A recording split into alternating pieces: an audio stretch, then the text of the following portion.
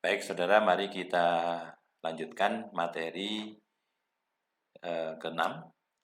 Sebelumnya, bismillahirrahmanirrahim. Assalamualaikum warahmatullahi wabarakatuh.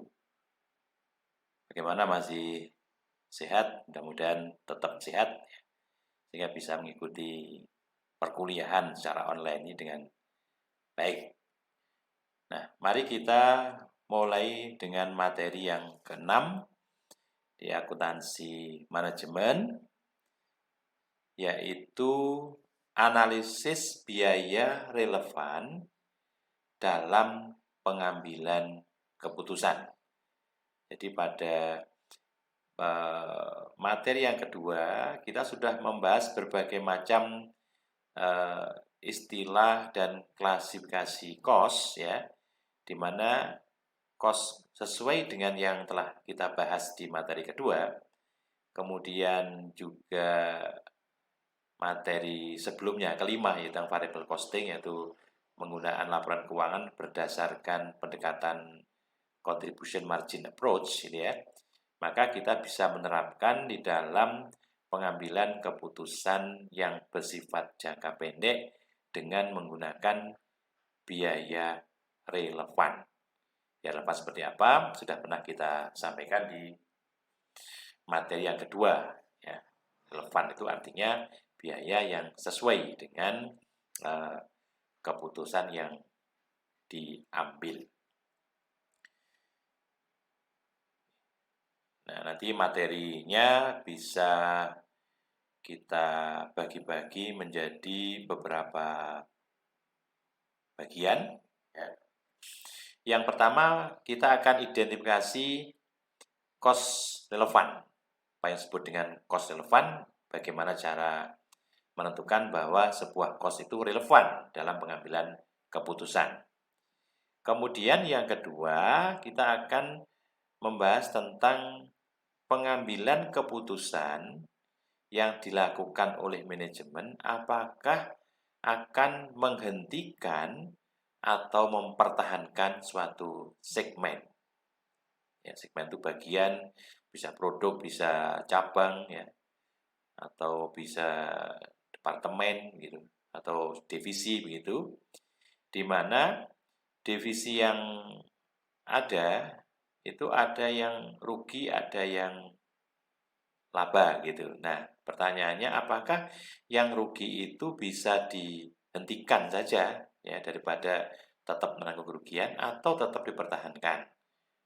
Jadi materinya menyangkut tentang drop or retain segmen. Jadi segmen ini apakah mau dihentikan atau tetap dipertahankan?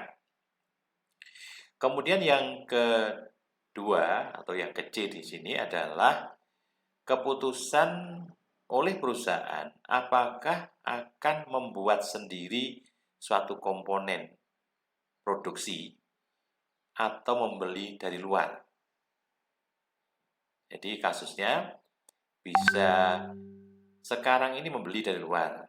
Pertanyaannya, apakah tetap membeli dari luar atau membuat sendiri? Atau saat ini kita membuat sendiri, apakah kita akan tetap membuat sendiri atau membeli dari luar? Nah, keputusan jangka pendek ini disebut dengan make or buy decision. Lalu yang ketiga adalah penggunaan sumber daya yang terbatas untuk menentukan kombinasi produk yang optimal atau utilization of constrained resources. Jadi kita punya satu fasilitas untuk membuat produk yang bisa digunakan untuk membuat produk multi produk, ya.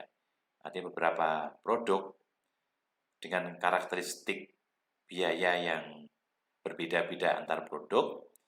Pertanyaannya, produk apa yang paling menghasilkan keuntungan yang optimal, ya, atau kombinasi produk yang seperti apa yang akan menghasilkan hasil penjualan atau laba yang optimal dengan constraint resources tadi.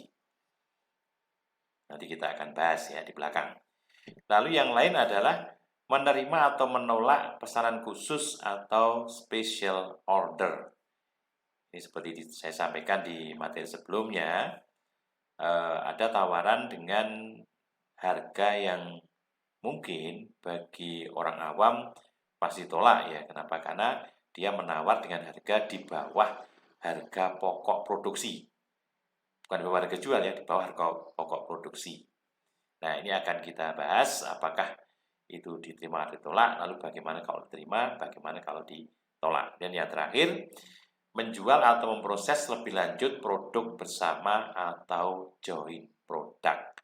Jadi satu proses produksi nanti akan menghasilkan beberapa produk, bisa produk utama dan produk sampingan ya, atau utama semua gitu ya. Jadi bisa jadi dua-duanya juga utama atau sebagian utama, sebagian sampingan. Nah, masalahnya adalah apakah produk utama atau sampingan yang masih bisa diolah lebih lanjut itu akan diolah lebih lanjut menjadi produk yang lebih bernilai atau dijual ketika ada titik pisah. Setelah proses produksi dipisahkan, ini yang utama, ini yang sampingan. Nah, tentu akan diperhitungkan apakah dengan melalui proses lebih lanjut itu ada tambahan penghasilan yang bisa dijadikan pedoman untuk menentukan apakah lanjut atau dijual pada waktu titik pisah atau split off point. Nah, itulah materi yang akan kita bahas pada materi yang ke-6. Baik. Tadi kita akan bicara yang awal tadi adalah identifikasi relevan cost dan lawannya adalah irrelevant cost, gitu ya. Dengan berbagai macam konsep-konsep biaya yang juga sudah kita bahas pada pertemuan sebelumnya. Nah, di dalam relevan cost ini hanya biaya dan manfaat yang berbeda secara total di antara berbagai alternatif keputusan yang termasuk informasi relevan. Artinya bahwa ketika kita akan melakukan keputusan, tentu kita membutuhkan satu informasi yang relevan. Dan informasi relevan itu adalah informasi yang bisa memberikan gambaran tentang apakah alternatif yang akan dipilih itu akan mengkonsumsi biaya yang berbeda atau tidak, atau hasil yang berbeda atau tidak. Kalau hasilnya sama, keputusan A sama, B sama, maka tidak relevan. Artinya tidak bisa dipakai dalam rangka untuk pengambilan keputusan. Maka konsepnya adalah apabila keputusan yang diambil itu akan mengakibatkan angka yang berbeda, baik pendapatan maupun biaya yang berbeda, maka biaya itu ya itu disebut dengan biaya relevan. Nah, jadi simpulannya jika biaya di antara berbagai alternatif itu sama, maka tidak akan terpengaruh oleh keputusan manajemen. Artinya, kalau sama itu tidak relevan untuk dipakai di dalam pengambilan keputusan. Yang kita pakai hanya yang berbeda di antara alternatif yang diusulkan. Satu contoh, jika Anda memutuskan untuk pergi ke bioskop untuk menyewa video tape, dua pilihan yang berbeda, ingin melihat film tertentu gitu kan, apakah akan oke lah lihat saja ke bioskop teater ya, jadi datang ke teater melihat di tiket lihat gitu, atau sewa video karena nggak punya video ya sewa video gitu kan, video tape, kaset video gitu kan. Nah, untuk sama-sama melihatnya gitu, sama-sama melihatnya. Maka kalau dikatakan Anda saatnya sewa apartemen atau sewa kos gitu ya, maka sewa apartemen Anda atau sewa kos Anda selama ini yang Anda bayarkan, ini akan sama dan tidak relevan untuk keputusan ini. Maunya lihat film di theater atau sewa video tape dilihat di rumah. Maka dua keputusan ini tidak punya pengaruh terhadap sewa apartemen yang telah Anda keluarkan atau akan Anda keluarkan. Karena tidak ada hubungan. Nah, biaya demikian itu, sewa apartemen itu tidak relevan khusus untuk keputusan itu. Artinya bahwa tidak relevan itu tidak berarti semua tidak relevan, tapi tidak relevan hanya untuk keputusan yang akan Anda pilih, apakah akan sewa video tape atau pergi ke gedung bioskop. Dengan kata lain, relevan bagi keputusan A tidak relevan bagi B, atau sebaliknya tidak relevan bagi A tapi bisa jadi relevan bagi keputusan B. Oke, kemudian biaya tiket bioskop dan sewa video tape merupakan biaya relevan karena merupakan biaya yang terhindarkan. Namanya avoidable cost. Di depan juga pernah kita sampaikan ada istilah namanya avoidable cost dan unavoidable cost. Biaya dapat dihindarkan dan biaya yang tidak dapat dihindarkan. Nah, maka kalau pilihannya adalah beli tiket bioskop ke theater, otomatis kita tidak jadi mengeluarkan video tape. Atau sebaliknya, kalau kita video tape berarti tidak perlu ke theater. Dan ongkosnya berbeda. Maka biaya tiket dan sewa video tape ini merupakan biaya relevan untuk keputusan tadi, gitu ya, karena pilihan. Baik. Nah, dua kategori biaya yang tidak relevan dalam pembuatan keputusan adalah sunk cost. Sunk cost itu biaya masa lalu. Masa lalu itu artinya biaya yang tetap kita bebankan saat ini, ya, karena keputusan masa lalu. Misalnya, masa lalu pernah membeli satu aset tetap jangka panjang, di mana pembebanannya itu melalui penyusutan atau kalau aktif tak berwujud namanya amortisasi, gitu kan. Maka saat ini, gitu kan, biaya itu keputusan apapun yang Anda lakukan, biaya yang demikian itu tetap harus kita keluarkan, tidak bisa dihindarkan. Namanya sunk cost atau biaya tenggelam. Yang kedua adalah future cost. Future cost artinya apa? Biaya masa yang akan datang yang tidak berbeda di antara berbagai alternatif. Jadi, kita merencanakan ke depan nih, alternatif A biayanya 50 juta, B 50 juta, maka nggak relevan pilihannya, karena dua-duanya sama gitu. Tapi kalau alternatif A biaya A adalah 50 juta, B-nya 70 juta. Nah, itu boleh relevan. Mengapa? Karena alternatif A berbeda dengan alternatif B dalam konteks pembiayaan. Maka itu future cost, tetapi yang berbeda di antara alternatif. Sementara kalau future cost, biaya masa yang akan datang yang sama atau tidak berbeda sama sekali, itu tidak dapat dikategorikan sebagai relevant cost. Nah, untuk mengidentifikasi apakah suatu biaya itu merupakan biaya relevan atau tidak, maka diperlukan langkah-langkah berikut. Pertama, hilangkan biaya dan manfaat yang tidak berbeda di antara berbagai alternatif. Ya, kita punya list gitu, ada manfaat kalau alternatif 1, 2 gitu kan.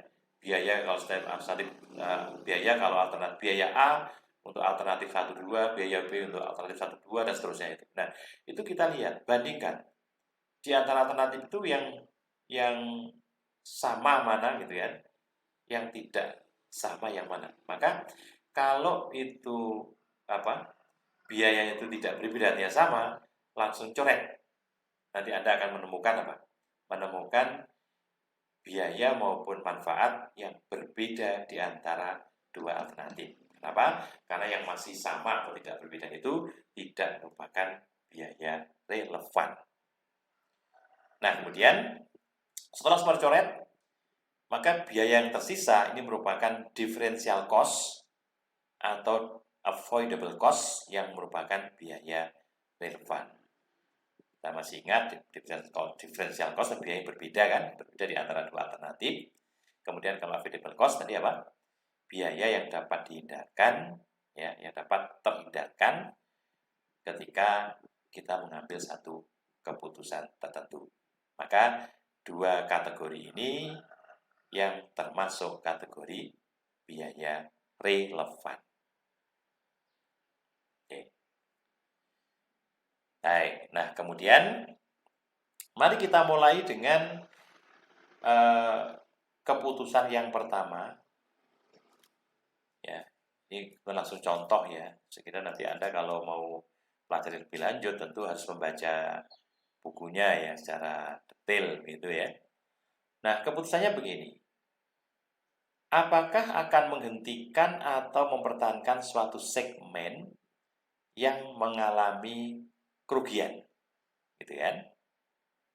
Oke, gambaran sederhana begini. Saudara akan menganalisis sebuah perusahaan yang menghasilkan 3 produk. Produk A, produk B, dan produk C. Produk A dan B itu selalu menghasilkan keuntungan. Tapi C itu rugi terus gitu ya. Dari tahun ke tahun rugi terus gitu. Pertanyaannya begini.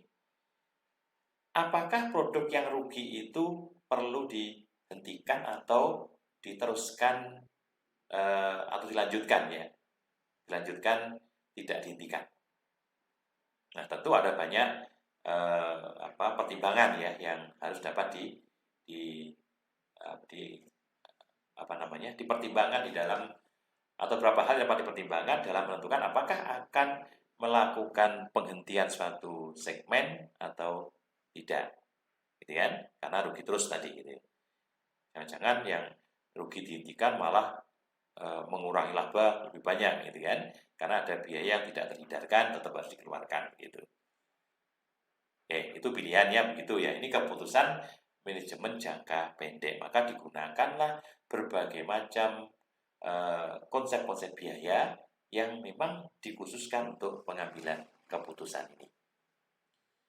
Nah, contoh ini yang bersifat parsial, contohnya parsial saja. Saya akan coba untuk membacakan. Salah satu segmen produk yaitu Swiss companies, yaitu Digital Watch.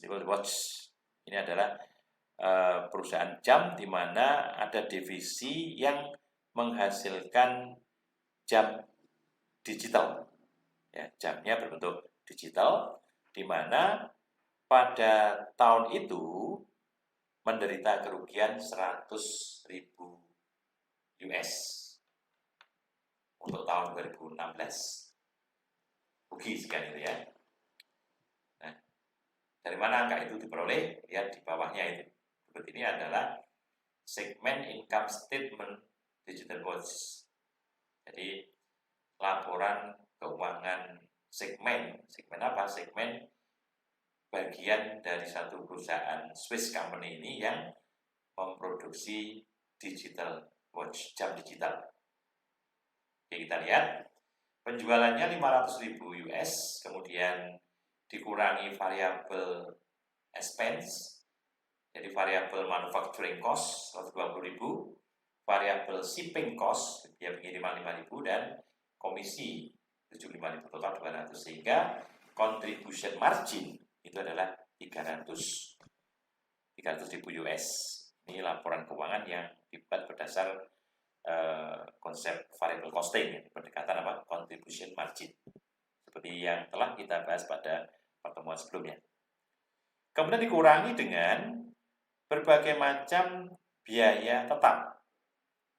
Biaya tetap ini kan, ini sebagai sebuah segmen gitu kan, nanti akan ada biaya tetap dari kantor pusat dan sebagainya, atau biaya tetap yang alokasian gitu ya.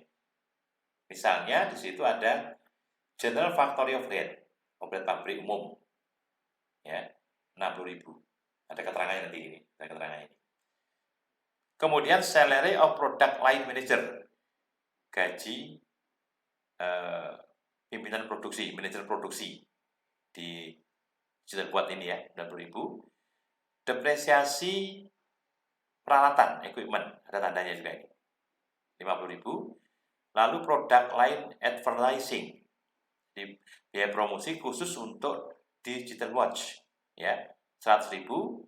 Lalu sewa space ruangan ya, space kantor khusus untuk produksi ini digital watch 70.000. Dan biaya administrasi umum 30.000, total 400.000, sehingga net operating loss, karena apa? Loss ya, ini artinya jumlah contribution margin dibandingkan dengan biaya tetap total ternyata lebih rendah, sehingga perusahaan mengalami kerugian sebesar 100.000. Jadi pertanyaannya, yang 100.000 ini atau digital watch ini apakah akan dihentikan atau tetap dipertahankan? Nah, sekarang kita lihat beberapa keterangan. Yang satu tadi ini keterangannya, General Factory Overhead, jelasannya apa?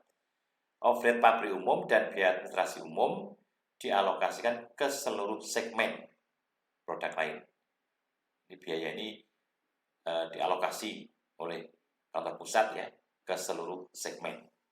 Lalu yang kedua, ini tentang depresiasi equipment. Katakan segini bahwa equipment yang dimiliki digunakan untuk memproduksi seluruh produk lain, sehingga harus tetap didepresiasi. Artinya ini tidak dihindarkan, tetap diakui sebagai biaya di sini. Oke. Lalu yang ketiga, sewa space ruangan atau space kantor merupakan biaya terhindarkan. Artinya ketika produk lain digital watch itu akan dihentikan, maka sewa ini bisa dihindarkan. Artinya kita tidak lagi membayar sewa. Alasannya kali ya, di perjanjiannya sewanya bisa bulanan sehingga tidak harus dibayar di muka, atau sewa dibayar setelah dipakai, atau sewa hanya dibayar tiap bulan sekali. Maka ketika diputuskan untuk tidak digunakan lagi, otomatis tidak akan membayar lagi. Nah, kemudian pertanyaannya begini, apakah perusahaan harus menghentikan atau mempertahankan digital watch lain ini? Gitu kan? Pertanyaannya begitu. Nah, tentu tidak bisa langsung jawab ya dan tidak bisa ya. Kalau iya, kenapa iya? Karena dengan itu dihentikan maka akan menambah keuntungan. Kenapa? Selama ini keuntungan totalnya dikurangi dengan kerugian dari digital watch lain, gitu kan? Atau tetap laksanakan? Mengapa? Karena kalau itu dihentikan kita malah rugi, misalnya. Nah, mari kita lihat bagaimana penyelesaiannya. Jadi yang pertama, pendekatan yang pertama adalah pendekatan mungkin istilahnya parsial ya, pendekatan parsial itu pendekatan pertama, atau approach number one itu ya, yang pertama. Nah, adakah biaya yang terhindarkan dan biaya yang terhindarkan dari apa namanya keputusan ini, gitu kan? Jadi menggunakan model ini. Oke, saya bacakan aja. Jika menghentikan digital watch, maka fixed cost terhindarkan lebih rendah daripada penurunan contribution margin. Maka sebaiknya perusahaan mempertahankan produk lain, sebab jika menghentikannya justru laba akan menurun atau ruginya meningkat. Jadi di dalam kasus ini ternyata kesimpulannya, nanti hitungannya nanti ya, kesimpulannya adalah bahwa perusahaan tetap harus menjalankan divisi ini walaupun rugi. Kenapa? Karena kalau itu dihentikan bahkan akan mengurangi laba, gitu ya, mengurangi laba, atau bahkan ruginya meningkat. Kemudian rugi 100.000 menjadi 150.000 misalnya, atau 140.000 di sini ya, 140.000 ini. Nah, gimana menghitungnya? Kita gunakan pendekatan yang pertama, pendekatan parsial, ya, pendekatan yang bisa kita lihat dari beberapa item saja. Misalnya ini, dengan tidak dilakukannya produksi dan penjualan digital watch, maka contribution margin akan berkurang dengan dihentikannya digital watch. Berapa? Akan kehilangan berapa? 300. Kehilangan 300. Gitu kan? Jadi kehilangan 300 contribution margin, yaitu selisih antara penjualan digital watch dengan biaya variabel untuk digital watch. Jadi kita kehilangan ya, tanya minus. Tetapi dengan dihentikannya produk lain tadi, ternyata fixed cost yang dapat dihindarkan tidak semua, artinya ada sebagian yang tidak dapat dihindarkan. Lalu kita bandingkan, ini dapat dihindarkan ini. Jadi dengan dihentikan itu dihindarkan apa? Salary dari product line manager. Jadi gaji manajer produk itu memang bisa dihindarkan. Kenapa? Karena nggak ada kegiatan. Oke, kita ke tempat lain, berarti tidak ada keluar gaji untuk digital produk line digital manager gitu kan. Berarti dapat dihindarkan 90. Kemudian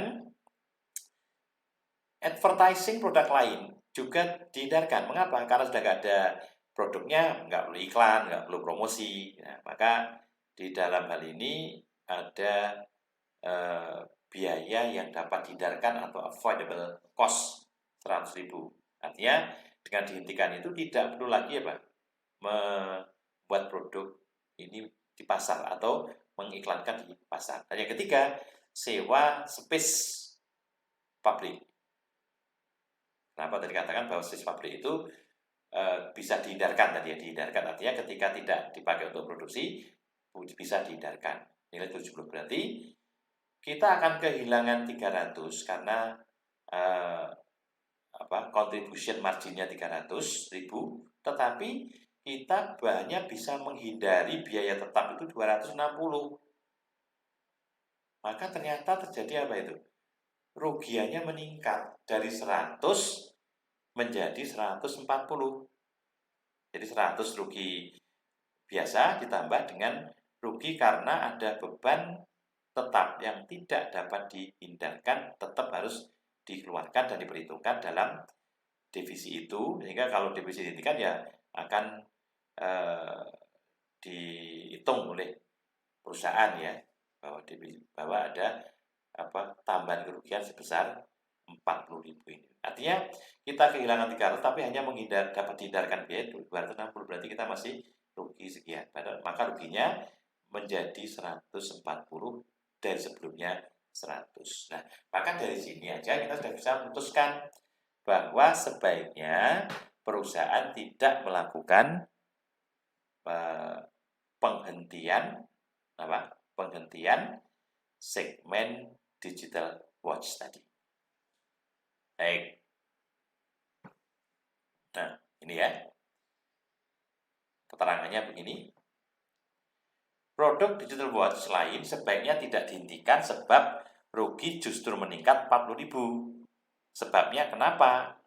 Karena depresiasi equipment merupakan biaya tidak relevan, sehingga tidak dapat dipertimbangkan di dalam mengambil keputusan, karena merupakan sunk cost, sudah terlanjur dibeli dan tidak bisa dihindarkan, karena ini pun juga dipakai bersama-sama dengan yang lain, artinya yang lain pun juga dibebani itu, nggak bisa dihentikan hanya untuk satu segmen. Kemudian general factory overhead dan general administrative expense, jadi overhead pabrik umum dan biaya administrasi dan umum merupakan biaya alokasi dari perusahaan itu, alokasi bahwa digital watch harus membebankan sekian walaupun dia nggak keluarkan gitu ya. Karena alokasi berarti tidak relevan dan tidak bisa dihindarkan, maka itu tidak dapat kita pakai untuk pengambilan keputusan karena tidak relevan. Oke, itu pendekatan pertama. Nah, sekarang bagaimana kalau kita gunakan pendekatan yang kedua? Yang kedua itu pendekatan komparatif antara keputusan ingin tetap menjalankan divisi atau segmen digital watch atau mendrop digital watch. Gitu ya, kita lihat Inilah hasilnya. Hasilnya semacam ini. Jadi kalau misalnya kita komparasikan laporan keuangan dengan dua alternatif, satu tetap dilaksanakan, dua di drop, maksudnya dihentikan. Bagaimana pengaruh terhadap laba atau rugi di sini kan? Kita lihat ada 3 kolom. Yang pertama adalah di kedua tetap dilaksanakan, yang kedua di drop. Ini perbedaannya, kenaikan dan penurunan. Mari kita lihat penjualan. Kalau penjualan itu dihentikan, nggak dihentikan kan 500 ya, totalnya 500. Tapi kalau dihentikan kosong, berarti ada perbedaan, difference, menurun, decrease ya. Decrease berapa? 500. Artinya tidak dapat penghasilan 500, kan begitu ya tadi ya. Ini kan pendekatan total ya. Lalu dikurangi dengan variable expense. Kalau variable expense ini kita kaji lebih mendalam satu persatu, maka semua biaya variabel manufacturing, variabel shipping cost, commission, itu semuanya dapat dihindarkan. Artinya apa? Ini variabel. Artinya ketika ini di drop, ya nggak ada biaya sama sekali, maka selisihnya perbedaannya plus gitu kan. Plus sekian ini, total 200. Oke. Sehingga contribution margin, kalau kita lanjutkan 300, kalau kita drop, berarti kontribusi margin berapa? Minus 300. Ini yang kita akan kehilangan 300 ini. Nah, sekarang pertanyaannya, bagaimana dengan biaya tetap yang dapat dihindarkan? Kita lihat tadi sini. Ternyata general factory overhead, keputusan alternatif pertama dan kedua sama, maka tidak relevan. Maka tidak ada perbedaan kan, tidak relevan untuk dipertimbangkan. Tapi salary untuk manajer ini relevan gitu kan. Relevan, maka sebelum dihentikan 90.000 biayanya, tapi setelah dihentikan 0. Maka terjadi perbedaan ini. Depresiasi juga demikian, tidak bisa, tidak relevan untuk dipertimbangkan. Kenapa? Dua-duanya tetap harus kita keluarkan. Apakah tetap dijalankan atau tidak, tetap dibebani dengan biaya 50.000 US dollar ini. Kemudian produk line advertising dan rent factory overhead ini dua-duanya sama-sama terhindarkan, maka selisih. Kemudian yang ketiga, general administrative expense 30.000 tetap dikeluarkan karena ini alokasian, biaya alokasi dari perusahaan untuk semua segmen ya, dan dibagi-bagi, dialokasikan setiap segmen. Ini tidak berbeda nih. Pertama 30, alternatif kedua juga sama-sama 30, maka tidak relevan karena tidak berbeda. Sehingga total fixed expense adalah 400.000 untuk yang tetap jalan, sementara untuk yang di drop 140.000. Kemudian total perbedaannya 260.000. Ini yang dapat dihindarkan 260.000. Sehingga secara total kita lihat di sini, rugi sebelum dihentikan adalah 100.000 US dollar. Setelah dihentikan ruginya malah menjadi berapa? 140. Sehingga difference-nya adalah minus 40. Maka dari hitungan ini tentu dua pendekatan akan menghasilkan keputusan yang sama, yaitu tetap menyarankan untuk menjalankan digital watch elemen atau digital watch segmen. Begitu kira-kira. Dan kalau ada yang perlu tanyakan, silahkan ditanyakan. Baik, itu keputusan yang pertama. Lalu keputusan yang kedua adalah membuat sendiri atau membeli, namanya make or buy decision, gitu kan. Ini terjadi ketika saat ini perusahaan bisa jadi membeli satu komponen atau elemen salah satu produk yang dihasilkan, begitu. Jadi dia membeli dari luar. Nah, alternatifnya bagaimana kalau sekarang kita tidak membeli tapi buat sendiri? Atau sebaliknya, tadinya dia buat sendiri nih elemennya gitu. Nah, sekarang memutuskan untuk membeli dari luar. Tentu akan kita pertimbangkan lebih menguntungkan membeli dari luar atau memutuskan untuk untuk membuat sendiri. Nah, dalam hal ini tentu akan ada berbagai macam konsep-konsep biaya yang akan kita perhitungkan dalam hal ini. Baik, langsung ke contoh saja. Selama ini X company memproduksi sendiri salah satu suku cadang dari produknya karena masih tersedia sisa capacity. Jadi dia masih punya sisa kapasitas yang nggak dipakai. Ya. Nah, informasi tentang biaya per unit suku cadang yang dihasilkan itu adalah biaya bahan baku material $9 per unit ya. Kemudian biaya tenaga kerja langsung $5 per unit. Variabel manufacturing overhead pabrik variabel $1. Kemudian depreciation of special equipment, depresiasi dari mesin khusus $3. Ini ada tanda asteris, keterangannya di bawahnya.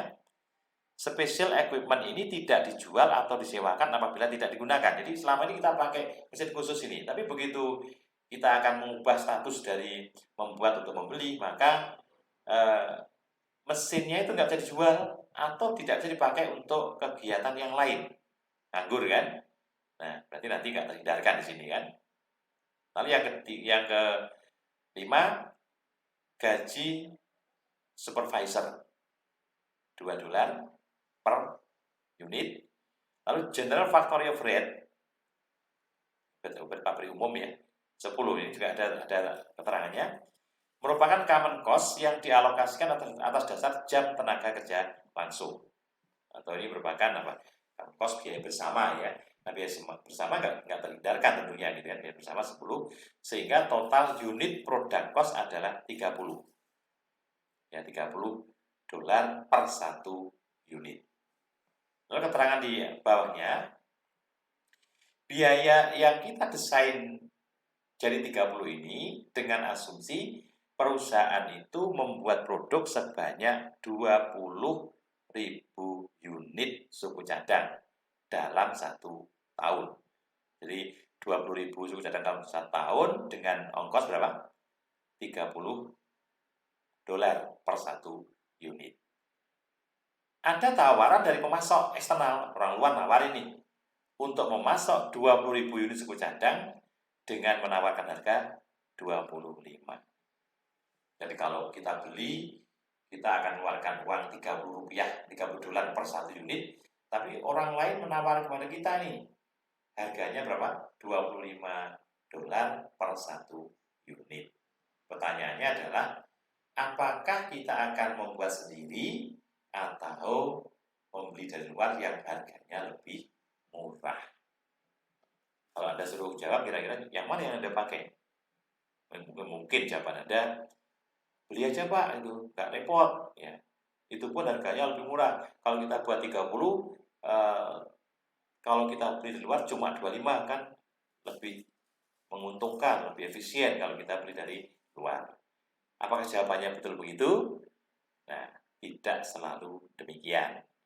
Tapi analisis dulu apakah beberapa elemen biaya yang telah kita keluarkan itu bisa dihindarkan atau tidak bisa dihindarkan kalau kita mengubah dari keputusan atau keputusan baru untuk membuat sendiri, membeli dari luar daripada membuat sendiri.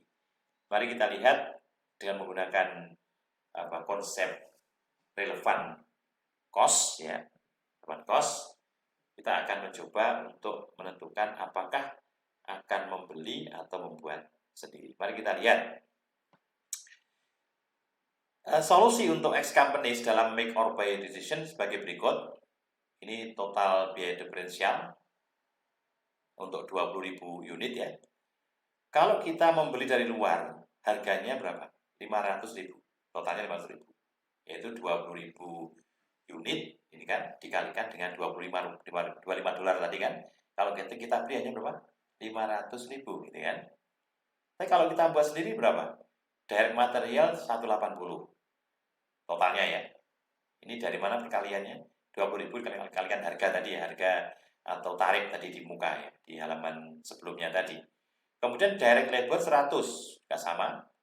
variabel manufacturing overhead tadi 1 ya, $1 per unit, maka kalau 20 ya berarti 20.000. Nah, kemudian salaries gaji supervisor 40.000. Kita bayar. Tetapi ini ya, untuk depresiasi equipment dan general factory overhead ini tidak relevan untuk kita pertimbangkan. Mengapa? Karena apa yang kita mau beli dari luar atau buat sendiri tetap kita keluarkan, gitu kan? Kita keluarkan, gitu.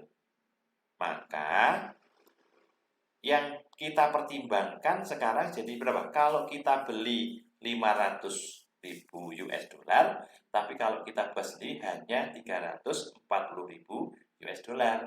Kenapa? Karena ada dua item ini yang tidak bisa kita pertimbangkan karena dia tidak relevan. Artinya, ketika kita akan mengubah keputusan untuk membeli, maka depresiasi maupun general factory overhead ini tetap kita keluarkan, tetap kita akui, gitu kan? Karena apa? Itu biaya alokasian, yang pertama. Yang kedua, equipment yang kita punya untuk buat produk itu tidak bisa kita jual atau kita alihkan kepada pihak lain, atau kita gunakan untuk buat produk yang lain.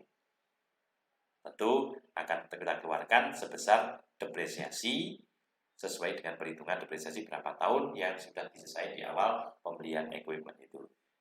Jadi kesimpulannya apa? Kesimpulannya adalah tetap membuat sendiri dibandingkan membeli dari luar. Walaupun setelah kita hitung tadi kan, itu kayaknya lebih murah beli nih, 25, kalau kita buat satu unitnya adalah $30. Kesimpulannya ini. Jika membeli dari luar, biayanya berapa? 500.000. Jika diproduksi sendiri, karena diperlukan biaya berapa? 340.000.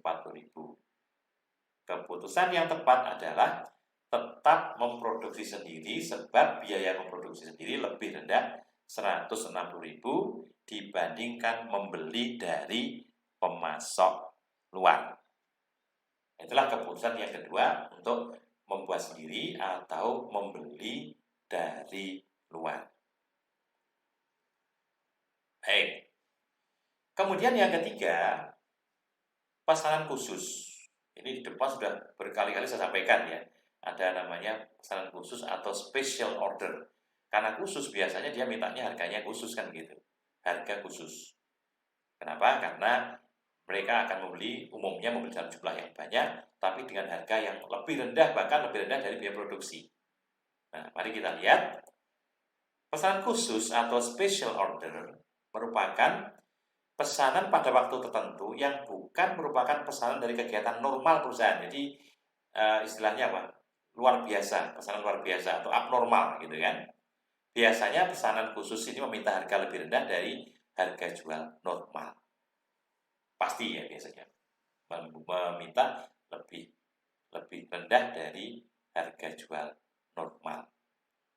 Nah, apakah dengan pesanan yang harganya di bawah harga jual normal itu diterima, maka akan ada beberapa pertimbangan untuk diterima atau ditolak.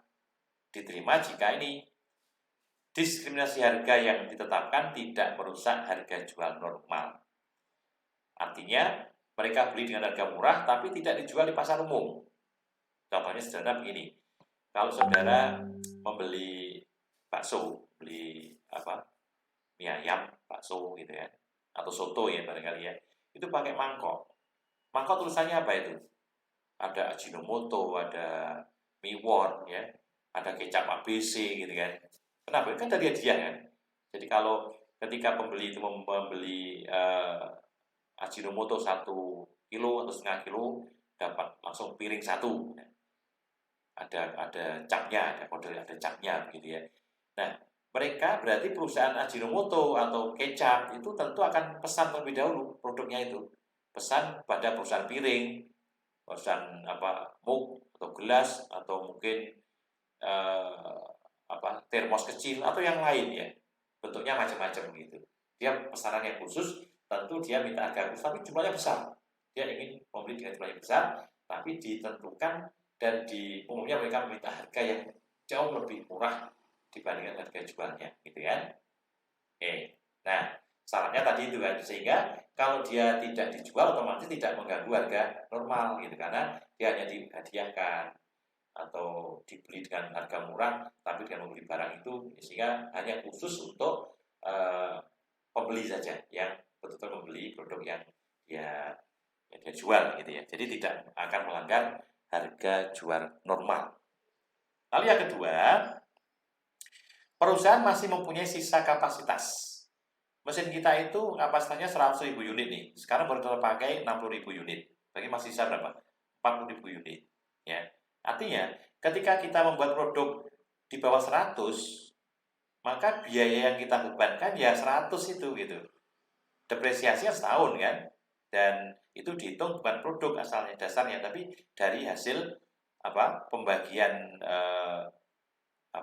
harga perolehan mesin itu, lalu dikalikan atau dibagi dengan berapa tahun akan dia gunakan, kan begitu ya.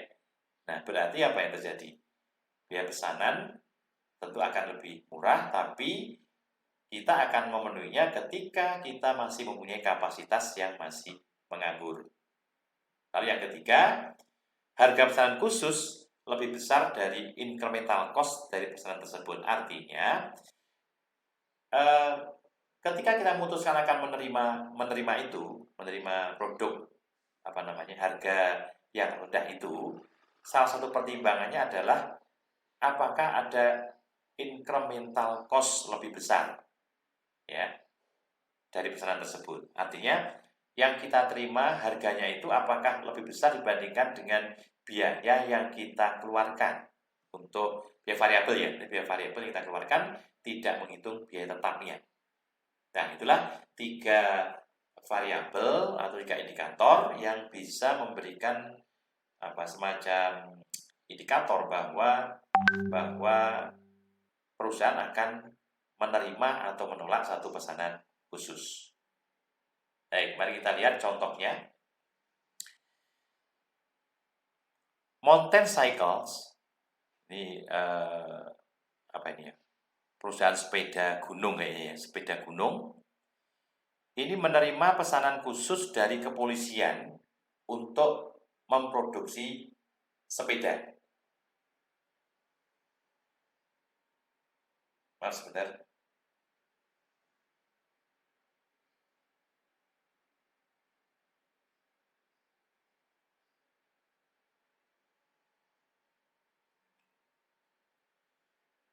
Oke, jadi saya ulangi ya. Mountain Cycle menerima pesanan khusus dari kepolisian untuk memproduksi sepeda yang dimodifikasi sebanyak 100 unit dengan harga yang dia pesan, harganya adalah $179 per unit sepeda. Di mana sepeda itu akan digunakan untuk patroli polisi di jalan-jalan yang padat, misalnya di tempat keramaian, tempat rekreasi misalnya gitu kan, daripada pakai motor nanti berbahaya, nabrak orang sebagainya, maka gunakanlah sepeda gitu kan. Nah, dia minta harga berapa? $179 harganya gitu. Oke. Nah, sepeda tersebut akan digunakan untuk patroli yang padat. Oke, terus kalau dia jual ke normal, artinya normalnya itu harganya berapa? $249. Dan biaya produksinya adalah $182 yang terdiri dari direct material $86, direct labor upah langsung 45, manufacturing overhead 51, ini overhead tetap dan overhead variabel ya, 51, sehingga total unit cost-nya adalah 182. Coba Anda bayangkan biaya produksinya 182 nih, ya. Tapi dia nawar berapa? 179. Yang biasa kita jual 249 gitu ya. Kalau saudara diminta untuk memutuskan ya, kalau emosional tentu akan tolak langsung kan begitu ya. Tolak langsung gitu. Tetapi dalam konteks ini Anda harus bisa mencoba apakah ini benar-benar rugi atau tidak rugi. Mari kita lihat. Tadi manufacturing overhead-nya berapa? 51 kan ya, 51. Nah, kita lihat ini. Dari overhead pabrik 51 sebesar $6 ini merupakan overhead variabel. Artinya apa? Yang 45 itu overhead tetap, yang 6 overhead variabel yang harus dikeluarkan ini kan ya. Yang 45 tidak. Kenapa? Tetap itu artinya overhead ini tetap dikeluarkan walaupun produksinya itu tidak memenuhi kapasitas normal perusahaan. Oke. Kemudian yang kedua, modifikasi meliputi penambahan tempat radio dan tongkat polisi. Nah, ini apalagi ini kan sudah khusus minta tambahan fasilitas. Apa tambahnya ini? Penambahan tempat radio panggil itu ya, apa walkie-talkie itu panggil, dan tongkat polisi ya. Jadi tidak pakai pistol, cukup dengan pakai tongkat saja ya. Yang memerlukan tambahan biaya variabel per unit 17. Jadi mahal nanti kan? 17. Tapi nggak masalah, ini kita hitung aja nanti. 17. Kemudian, perusahaan juga membayar biaya desain, tetap ini ya, desain khusus yang akan ditempelkan sepeda. Nah, desain apa ini? Desain kepolisian ya, lambang kepolisian ini. Dia minta desain lambang kepolisian yang desainnya gitu, sehingga nanti produksinya setelah itu akan ditempelkan di sepeda itu ya. Di depan ada apa logo polisi gitu. Polis gitu kan, polis dengan biaya 1.200.000, 1.200. Ini total ya, bukan per unit tapi total. Nah, kemudian pesanan ini tidak mengganggu atau tidak mempengaruhi penjualan normal, artinya tidak mengganggu jadwal produksi. Nah, tugas Anda apa ini? Menentukan apakah pesanan khusus sebanyak 100 unit ini dengan harga jauh di bawah harga jual normal atau bahkan di bawah harga pokok produksi, apakah diterima atau tidak diterima. Oke, silakan coba dicermati ini ya, dicermati di situ mau diterima atau tidak diterima.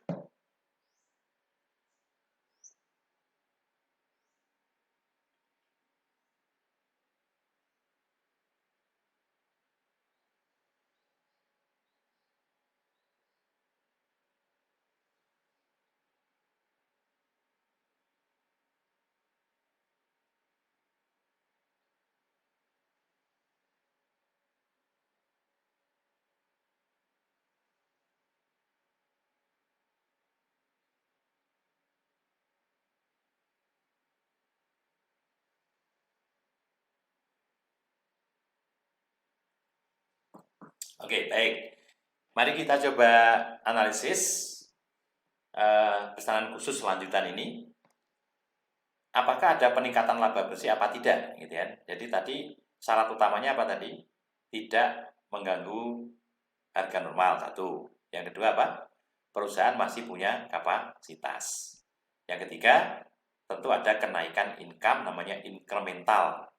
Jadi incremental revenue harus lebih besar daripada incremental cost. Artinya tambahan penghasilan harus lebih tinggi dari tambahan biaya. Nah, kalau itu terpenuhi, maka keputusannya menerima pesanan khusus walaupun harganya di bawah harga normal. Mari kita lihat total for 100 sepeda ya, 100 sepeda ini. Ini per unit, ini total maksudnya. Oh, ini salah penempatan ya. Jadi total maksudnya total untuk 100 ini masih di tengah-tengah ya. Ini per unitnya sekian, totalnya ini gitu ya, total atas 100 sepeda gitu kan. Nah, incremental revenue adalah pengalian antara unit yang dipesan dengan harga per unit. Tadi yang dipesan 100, harga 179 berarti totalnya adalah 17.900 US dollar. Kemudian incremental cost-nya kita lihat. Variable cost-nya tambah nih. Direct materialnya 86. Kalau kita ke 100, 8.600. Direct labor-nya 45. Itu masuk semua ya, 4,5. Kemudian variable manufacturing overhead, pabrik variable 6. Tadi 6 yang 6 tadi kan. 600. Kemudian modifikasi khusus tadi 17. Jadi modifikasi khusus 17. Totalnya 1.700. Ini biaya dipakai untuk modifikasi tadi ya. Terus kemudian total variable cost adalah 154 US per unit, sehingga totalnya adalah 15.400. Tadi modifikasi untuk apa tadi? Modifikasi untuk apa? Buat tempat HP atau editologi gitu kan, dan tempat yang dipakai untuk pentungan polisi gitu ya. Kemudian V-cost-nya apa? Pembuatan desain 1.200. Pembuatan desain 1.200, sehingga total incremental cost ini jumlahkan ke bawah aja. 15.400 plus 1.200 menjadi 16.600. Sehingga kalau kita bandingkan incremental revenue, tambahan penghasilan 17.900, tambahan biaya 16.600, maka selisihnya namanya incremental net operating income atau tambahan laba operasi. Ya, tambahan laba bersih operasi sebesar 1.300 US dollar. Nah, karena ketiga-tiganya memenuhi kriteria untuk diterima tadi, maka otomatis keputusannya apa? Menerima pesanan khusus, yaitu sebesar 100 unit dengan harga 179 US dollar. Nah, ini kesimpulannya. Jadi meskipun harga pesanan khusus di bawah harga normal dan memerlukan tambahan biaya lagi modifikasi desain, namun tetap meningkatkan laba sebesar 1.300. Kesimpulannya apa? Diterima. Nah, ini keputusan jangka pendek yang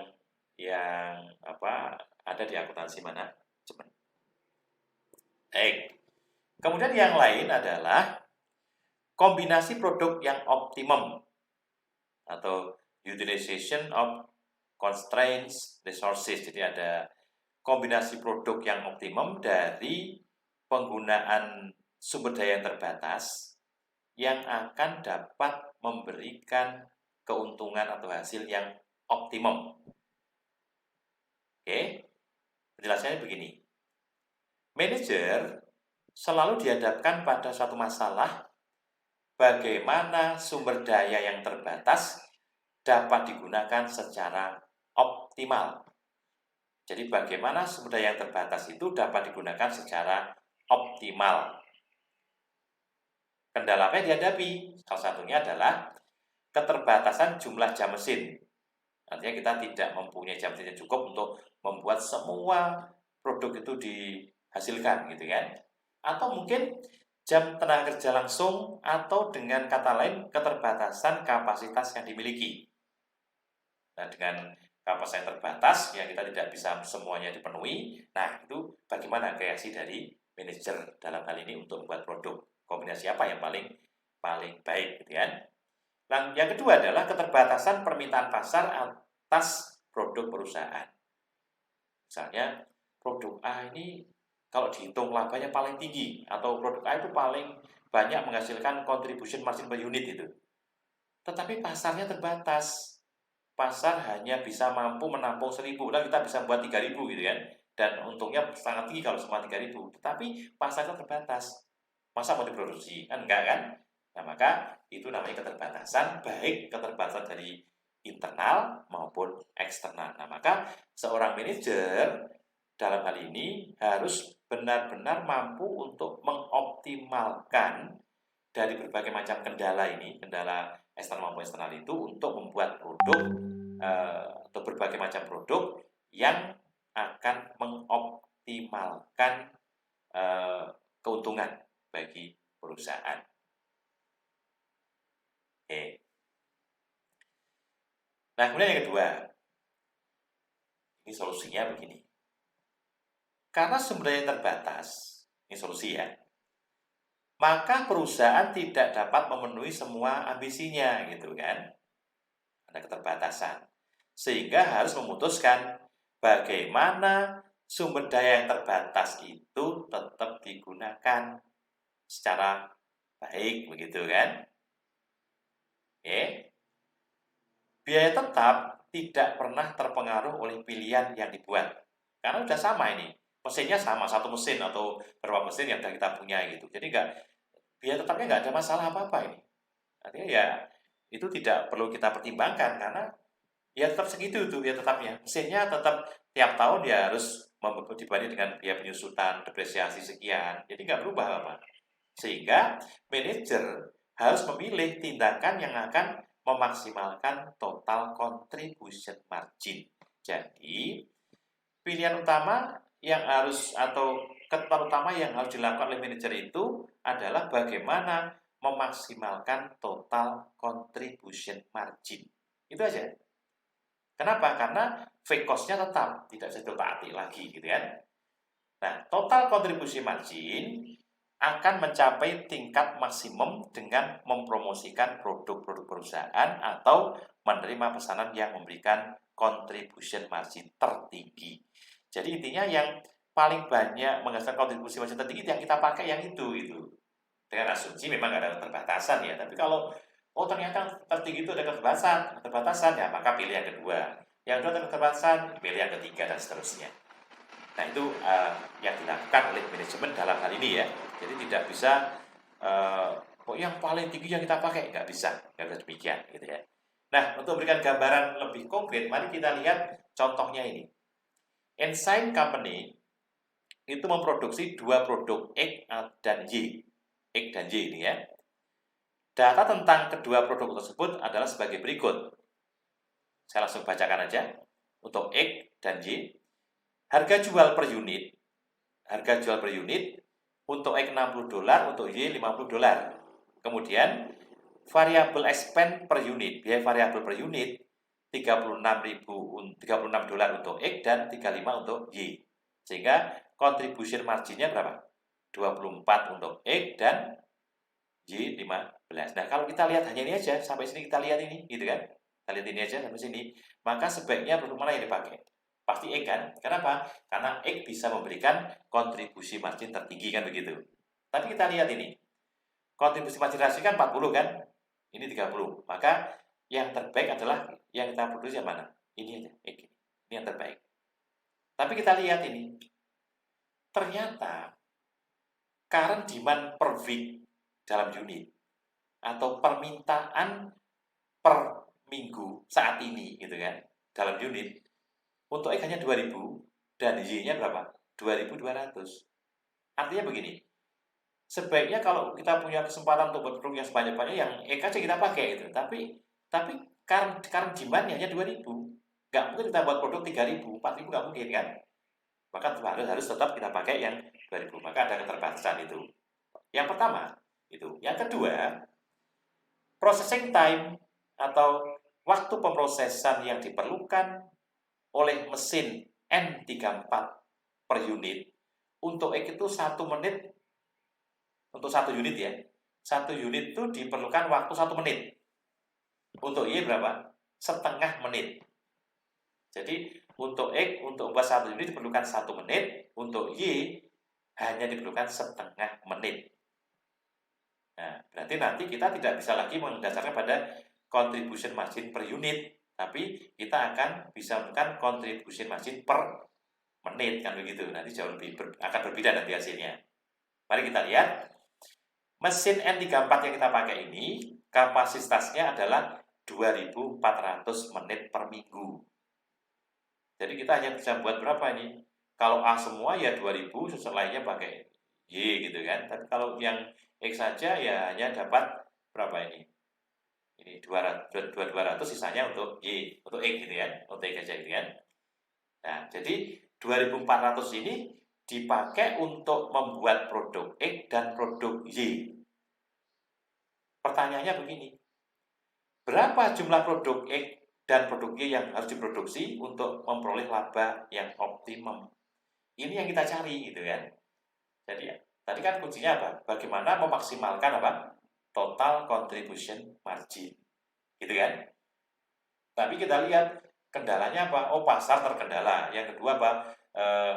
Mesin kita terkendala. Kita hanya mampu buat 2400 atau mesin kita hanya mampu untuk membuat produk dengan durasi waktu 2400 per menit per minggu kan begitu. Jadi ada keterbatasan. Nah, pertanyaannya tadi itu bagaimana Anda mengkombinasikan dua produk itu, berapa X dan berapa Y-nya. Mari kita lihat. Nah, dengan constraint tadi, kita akan melihat yang dipakai contribution marginnya itu bukan per unitnya kalau begitu kan tadi kan. Tadi kan per unitnya berapa? X24 Y15. Tetapi waktu yang diperlukan untuk membuat satu unit produk. Jadi constraint resources yang diperlukan untuk membuat satu unit ini adalah 1 menit dan Y berapa? 0,5 menit. Berarti kalau begitu kalau kita kalikan kan begini, kan ya. Contribution margin per unit of constraint resources adalah A dibanding dengan B. Berarti kalau itu X-nya berapa? X-nya 24 per menit. Jadi ini barangkali kontribusi margin per jam ya berarti ya. Per jam ya. Artinya per jam ya. Per jam berarti apa? 24 dibagi 1. 24 dolar per menit ini ya kalau kita pakai X. Tapi untuk Y-nya berapa? Ternyata Y-nya itu 30 per menit. Gitu kan. Jadi lebih bagus yang mana ini? Lebih banyak menghasilkan yang mana? Yang Y itu ya, Y lebih mampu untuk memberikan kontribusi margin tertinggi dibandingkan dengan E. Karena yang kita pakai adalah setengah menit itu 15. Kalau 1 menit berapa? 2 kan? Dapat 2, maka 30 lah nilainya per unitnya. Jadi per unitnya jadi 30 ini kan. Nah, mari kita lihat bagaimana analisisnya. Nah, produk Y memberikan kontribusi margin per unit lebih besar dibanding dengan X. Kenapa? Karena mesin N34 setiap menitnya dapat digunakan untuk memproduksi satu unit produk X dengan kontribusi margin 24 atau 2 unit produk Y dengan kontribusi margin 30. Jadi X itu dapat 1, kontribusi marginnya 24 dan X 1 menit menghasilkan 2 unit atau kontribusi marginnya 30 dolar kan begitu ya. Nah, jika tidak terdapat kendala pasar, maka kapasitas yang dimiliki yaitu 2400 menit akan digunakan untuk memproduksi produk Y seluruhnya yaitu sebesar 4800 unit. Artinya kalau tidak ada kendala pasar, maksudnya pasar itu ya menerima semua produk kita, maka 2400 menit mesin yang kita punya itu digunakan semua untuk membuat produk Y. Dia menghasilkan berapa? 4800 unit. Tapi kita lihat dari datanya. Y tadi berapa ini? Ini kan? Pasar Y itu hanya mampu menampung berapa? 2200 unit saja. Jadi nggak mungkin kita akan membuat produk 4800, nggak mungkin ya. Karena hanya berapa? Yang di pasar itu hanya dapat menampung produk kita 2200 gitu kan. Mari kita kembalikan. Karena permintaan per minggu produk sebelah 2200 unit, maka sisa kapasitas akan digunakan untuk memproduksi X dan perhitungan sebagai berikut. Artinya prioritas utama Y dulu sampai dengan buat produk 2200, sisa kapasitas yang tersisa itu dipakai untuk membuat produk Y. Kita lihat ini. Jadi alokasi karena apa? Keterbatasan sumber daya ini, total waktu yang tersedia untuk mesin N34 adalah 2400 menit. Kemudian rencana produksi dan penjualan produk Y yang direncanakan adalah 2200 unit. Kemudian waktu yang diperlukan untuk membuat satu unit adalah setengah menit, maka total waktu yang diperlukan untuk membuat produk Y adalah 1100. Kalau kita punya berapa? 2400 tadi kan? Maka ada sisa berapa? Time available to process produk X atau waktu atau jam yang tersedia untuk memproses produk X adalah 1300. Dari mana asalnya ini? 2400 menit dikurangi 1100 menjadi 1300. Nah, ini dipakai untuk membuat produk X. Di mana waktu yang diperlukan untuk membuat produk X adalah 1 menit per unit. Maka rencana produksi dan penjualan produk X adalah 1300. Jadi kesimpulannya apa? Produk Y akan menjual 2200 unit full, sementara sisanya untuk produk sebesar 1300. Nah, hasil dari rencana tadi itu akan dihitung di bawah ini ya, hasilnya ini. Kita lihat ini. rencana produksi penjualan untuk produk X 1.300, untuk Y 2.200, contribution margin per unit 24 dan 15 tadi kan, 15, maka total contribution margin X dan Y adalah 31.200 untuk X dan 33.000 untuk Y. Totalnya adalah 64.200. Inilah hasil keputusan yang dapat memberikan keputusan yang optimum dari keterbatasan kapasitas internal maupun pasar hasil produksi yang kita jual. Berarti keputusannya tadi memilih yang utama produk Y, karena pasar tidak mencukupi, tidak tersedia pasar, maka sisanya dipakai untuk produk X. Nah, dalam hal tertentu memang ada semacam constraint sumber daya yang lain. Jadi bagaimana memelihara atau mengelola constraint itu dalam ilmu manajemen gitu kan, atau dalam ilmu produksi itu kita mengenal ada managing constraints atau mengelola kendala. Seperti apa mengelola kendala? Jadi pengelolaan kendala organisasi secara efektif akan meningkatkan laba tentu gitu. Mesin dan proses yang membatasi output secara keseluruhan disebut dengan bottlenecks. Yang merupakan kendala. Bottleneck itu apa? Neck itu apa? Neck itu apa? Apa namanya? Gulu ya. Gulu itu neck, leher itu gulu. Kemudian battle ya botol gitu. Jadi kalau botol itu kan kecil gitu ya. Jadi bawahnya besar kemudian mengecil gitu kan. Nah, berarti dari inputnya tuh buahnya itu keluarnya dikit-dikit gitu ya. Itu namanya bottleneck. Itu masalah kan. Ya. Namanya bottleneck. Kapasitas dalam bottleneck secara efektif dapat ditingkatkan dengan berbagai cara. Misalnya begini. Memproduksi sejumlah yang dapat dijual. Jadi tidak semua diproduksi gitu kan. Bekerja lembur di area yang mengalami bottlenecks. Jadi kalau ini ternyata di proses yang ketiga itu terjadi bottleneck karena ngumpul di situ ya, dari beberapa sumber ngumpul di situ ya, maka di sumbernya itu pekerja biasa, tapi di pekerja yang mengalami bottleneck itu harus apa? Harus kerja lembur. Kita punya 3 mesin nih. Pada proses terakhir, mesin terakhir hanya 1. Jadi ketiganya mengumpul ke mesin pertama, mesin 1 ini di yang terakhir terjadi bottleneck gitu. Maka bagaimana cara mengatasinya? Dengan cara apa? Dengan cara divisi atau bagian atau proses yang mengalami bottleneck itu harusnya apa? Dikerja lemburkan. Oke, atau yang ketiga memberikan subkontrak di area yang mengalami bottleneck. Jadi kalau tadi ternyata kita nggak cukup ya subkontrak keluar kan, pihak luar untuk dikontrak, subkontrakkan. Atau mungkin yang keempat investasi mesin yang baru, tambahan mesin yang baru boleh, tambahan mesin ya, tapi harus diperhitungkan apakah tambahan itu dapat dipakai seluruhnya atau hanya pada waktu tertentu saja. Ya. Kalau ternyata ini terus-menerus terjadi demikian, lebih baik apa? Beli kan. Tapi kalau hanya terjadi sekali-kali, lebih baik kontrak sewa mesin atau kontrakan ke pihak luar atau lembur kalau memungkinkan. Lalu yang lain, menggeser tenaga kerja dari proses yang tidak mengalami bottleneck ke dalam proses yang mengalami bottleneck. Ini namanya mengelola kendala yang terjadi pada proses produksi. Oke. Kemudian memfokuskan usaha perbaikan proses bisnis. Jadi perbaiki proses bisnis, terapkan total quality management (TQM).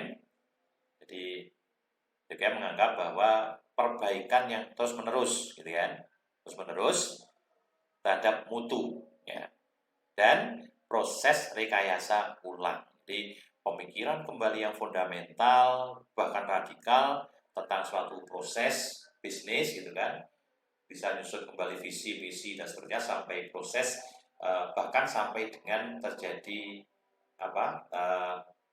terjadi pemutusan kerja yang luar biasa untuk para pekerja yang tidak mempunyai kemampuan untuk mengembangkan bisnis perusahaan, ya, ganti orang-orang baru. Oke. Dalam proses yang mengalami bottleneck, kemudian mengurangi produk cacat. Setiap unit cacat yang diproses di area bottleneck akan mengurangi produk jadi. Ya, jadi kurangkan produk cacat. Kenapa? Kalau cacat di situ nanti otomatis perlu perbaikan yang luar biasa, ongkos mahal, perlu waktu, gitu ya. Yang secara umum nanti akan merugikan perusahaan secara keseluruhan. Contoh ini, untuk meningkatkan kapasitas menit produktif dari mesin N34 dapat dilakukan dengan cara operator diminta kerja lembur. Ini kalau misalnya kapasitas cuma 2.200 tadi ya, lembur tadi. Berapa kenaikan contribution margin dengan adanya kerja lembur tersebut? Nah, jawabannya ini. Jika dilakukan kerja lembur untuk memproduksi produk X, karena X yang masih tersisa karena Y-nya sudah penuh kan, yang memberikan kontribusi margin menjadi 24, jika ditambah kerja lembur 1 jam saja untuk memproduksi produk X atau 60 unit produk X, maka tambahan kontribusi margin sebesar 1440, 60 menit dikalikan 24 per menit. Artinya begini, tadi kan kita hanya punya 2.200 jam nih, 2.400 jam ya, mesin itu kan, dan dipakai oleh Y. Tapi Y itu yang terbaik karena kontribusi margin per jamnya tertinggi, tetapi apa? Pasar terbatas. Ya itu yang pertama, sisanya dipakai X. Padahal X itu pasarnya masih tersedia. Tadi X kan 2000 ya, ini baru 1300 gitu. Berarti kan masih ada 700 unit yang perlu kita layani karena kita masih punya pasar berapa? Selisihnya tadi 2000 dibanding 1300 produk X tadi. Nah, maka di contoh di sini mengatakan bagaimana caranya? Caranya dengan cara apa? Kerja lembur. Kerja lemburnya di mana? Kerja lembur untuk produk X. Dengan cara apa? Menambah jam kerja. Nah, kalau misalnya jam kerjanya tambah 1 jam saja, tadinya kerjanya jam 8 sampai dengan jam 4 sore misalnya, ditambah 1 jam akan menghasilkan 60. Tambah 2 jam, ya, tambah 5 jam, berarti 5 jam dikalikan 60. Ya, 5 jam dikalikan 60 karena 1 jamnya menghasilkan 1 produk, maka akan meningkatkan penjualan, gitu ya. Tapi kalau kapasitas X di pasar ternyata semakin tinggi, ya mau tidak mau kita lakukan pembelian investasi yang baru, gitu. Itulah bagaimana kita mengelola constraint terhadap fasilitas yang kita miliki. Dan terakhir adalah menjual atau memproses joint product cost. Menjual atau proses lebih lanjut joint product cost. Artinya satu proses itu akan menghasilkan lebih dari satu produk. Produk A, produk B, atau produk utama A, B, produk C-nya itu adalah produk sampingan. Sebagai gambaran sederhana begini, di depan sudah sampaikan ya, kalau orang buat tahu, bahan bakunya adalah kedelai. Ya, kedelai. Nah, cara buat tahu saya kira semua sudah tahu, kalau belum tahu silakan di YouTube cari di sana. Nah, itu dari bahan baku utama kedelai direbus sampai matang, kemudian diolah sedemikian rupa menjadilah dan disaring, akhirnya setelah disaring itu jadilah tahu. Jadi saringannya yang lembut itu jadi tahu. Kemudian sisa dari limbahnya tadi itu disebut dengan ampas tahu. Ya, dua-duanya masih punya manfaat ya. Kalau tahunya tahunya itu bisa dimakan langsung, diolah langsung, dimasak, dijual secara langsung ya. Tapi untuk ampas tahunya ada pertanyaan nih. Apakah mau dijual langsung atau diolah lebih lanjut? Kalau dijual langsung untuk apa? Kok beli ampas tahu kan begitu kan? Barangkali ada orang yang buat membuat tempe dari ampas tahu kan begitu ya. Tempe ampas tahu gitu. Ya. Atau mungkin ampas tahu dijual untuk makanan ternak langsung kan? Langsung. Gitu kan? Nah, berarti perusahaan punya satu kesempatan nih. Apakah setelah terpisah produk utama tahu dan ampas tahu itu akan dijual langsung atau diolah lebih lanjut? Nah, salah satu dari keputusan yang akan diambil itu didasarkan pada apakah dengan diolah lebih lanjut itu akan menghasilkan tambahan penghasilan bagi perusahaan. Kalau tidak, sebaiknya dijual langsung. Tapi kalau ada tambahan penghasilan, artinya biaya yang dipakai untuk mengolah lebih rendah dibandingkan tambahan penghasilan, ya kita lakukan. Itu intinya di dalam konsep menjual atau memproses joint product cost. Oke, saya bacakan.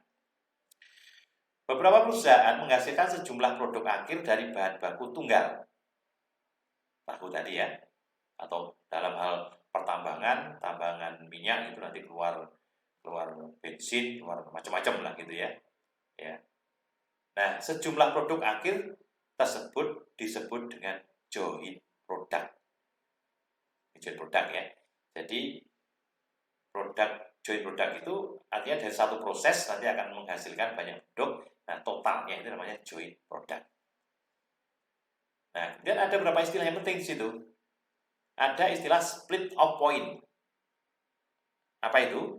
Titik dalam proses produksi, di mana dalam titik tersebut sejumlah produk bersama dapat ditentukan sebagai produk tersendiri. Setelah diproses tadi, yang utama produknya berapa, jumlahnya berapa, yang sampingan berapa, gitu, langsung dapat dipisahkan. Nah, titik disebut dengan titik split off atau split off point. Nah, pada titik tersebut, sejumlah produk bersama akan mencapai bentuk akhir dan siap dipasarkan. Tahu akhir kan, pasarkan. Beberapa produk lainnya masih membutuhkan proses lebih lanjut sebelum dipasarkan. Ampas tahu tadi mau dipasarkan atau diproses lebih lanjut. Dan itu banyak ya, artinya banyak sekali konsep-konsep atau perusahaan yang bisa melakukan hal semacam ini begitu.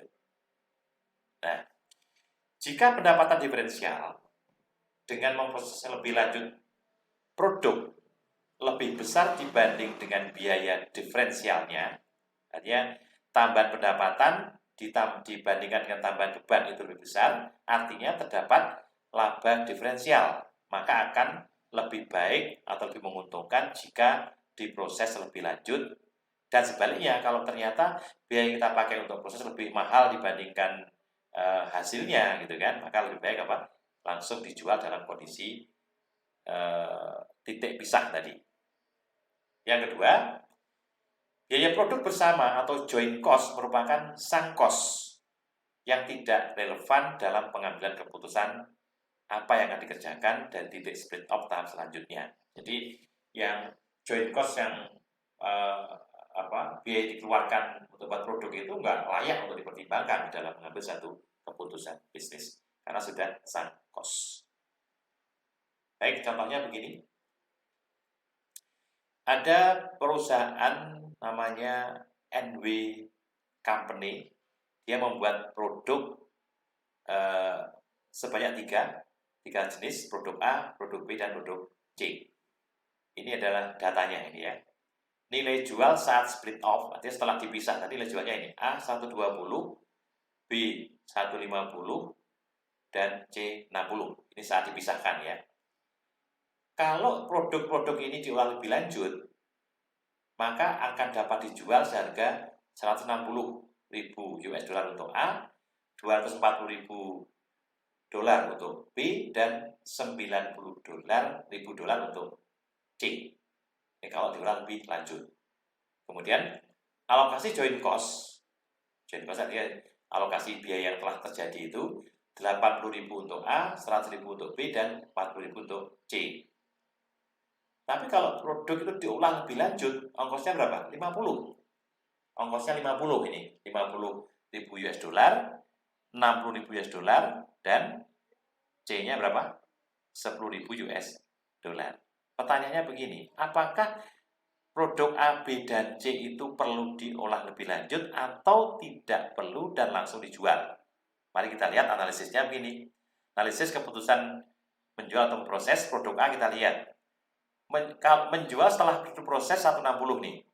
Oleh proses berarti yang data ini ya. Kalau diproses lebih lanjut, maka produk A akan terjual 160.000. Produk B akan terjual 240.000 dan C berapa? 90.000. Ya. Kalau menjual saat split off berapa? 120, 150 dan 60. Berarti ada tambahan apa? Differential revenue ini namanya. Differential revenue, tambahan penghasilan karena apa? Karena memproses lebih lanjut. Ternyata A akan tambah berapa? 40, B tambah 90, dan C tambah 30. Lalu kita lihat differential cost-nya bagaimana? Ternyata biaya yang ditambahkan untuk memproses lebih lanjut produk A 50.000, B 60.000, dan C berapa? 10.000. Sehingga laba rugi diferensial atau tambahan atau penurunan laba diferensial, ternyata malah rugi nih, ya. Jadi malah rugi 10.000 US dollar, tapi B dan C untung 30 dan 20. Kalau Anda tanya kira-kira kesimpulannya seperti apa gitu ya. Gimana kesimpulannya? Kesimpulannya ya, yang produk B dan C diolah lebih lanjut, gitu kan? Tapi produk A gimana? Langsung dijual pada saat titik pisah. Kenapa? Karena kalau diolah ternyata malah merugikan atau akan menderita rugi senilai 10.000 US dollar. Nah, inilah kesimpulannya. Jadi produk A sebaiknya dijual saat split off saja, sebab jika diproses lebih lanjut justru ruginya 10.000. Sementara jika langsung dijual, labanya 40.000. Produk B akan lebih menguntungkan jika diproses lebih lanjut, yaitu akan menambah laba 30.000, dan produk C juga lebih menguntungkan jika diproses lebih lanjut. Kenapa? Karena kenaikan laba sebesar 20.000. Nah, itulah materi ke-6 tentang bagaimana penggunaan biaya relevan, konsep-konsep biaya relevan yang digunakan untuk membuat keputusan yang bersifat jangka pendek. Ya, jangka pendek itu artinya saat diputuskan bisa jadi semester depan tidak perlu gitu kan. Kenapa? Karena tidak selamanya harus ada menghentikan, tidak harus segera memutuskan untuk lebih lanjut dan sebagainya gitu ya. Tapi ada juga yang pesanan khusus itu ya setiap saat bisa dilakukan. Nah, ini menggunakan konsep-konsep akuntansi manajemen di dalam menghitungnya gitu. Sehingga kalau Anda setelah mempelajari akuntansi manajemen ada peristiwa pesanan dengan harga yang jauh di bawah atau di bawah harga normal, bahkan di bawah harga pokoknya atau harga produksinya gitu. Tentu Anda tidak akan langsung menolak, tapi hitung terlebih dahulu. Baik, demikian yang dapat saya sampaikan. Mudah-mudahan dipahami, ya, dapat dipahami. Tentu untuk memahami itu perlu waktu ya, dibaca modulnya dibaca, gitu. Kalau enggak dengarkan lagi tutorialnya sampai benar-benar paham dengan itu. Demikian yang dapat saya sampaikan, kurang lebihnya mohon maaf. Tetap sehat ya. Kita akhiri. Assalamualaikum warahmatullahi wabarakatuh.